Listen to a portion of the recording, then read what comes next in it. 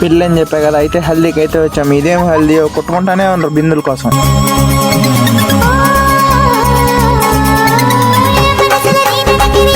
అది అయిపోతానే అట్ట డాబాకు పోయాం. 2 బిర్యానీ 2 పరోటా ఆర్డర్ చెప్పాం. మా నాయన తినేటప్పుడు ఆహా సూపర్ భలే ఉందనిండు.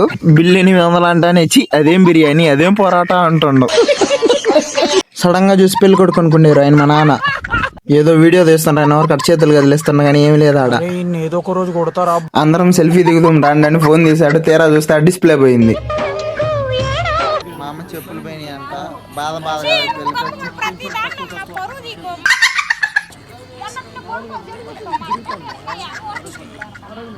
నాకు ఒక గన్ ఇస్తారా?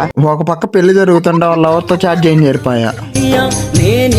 పెళ్లిలో అందరూ తిని నీరసపడిపోయిందని ఆయనే జాకెట్ ఇచ్చి చీర కట్టుకొని వచ్చి డాన్స్ వేసిండు. చూడడానికి పిల్లల్ని ఎత్తుకోమోయేలాగా ఉన్నానని పిల్లల్ని ఎత్తుకోమని నాకే ఇచ్చారు. ఓయమ్మ చూడడానికి పిల్లల్లాగా ఉన్నారు. ఈ మాటలు చూడండి ఎలా ఉన్నాయో. దేశాలను కూడా అమ్మేస్తావు. ఎట్టెగుతుండ్రు నిన్ను ఇంట్లో. ఏం పని అద్దంలో చూసుకోవడమే పని. నేనే తెల్లంగా ఉన్నా.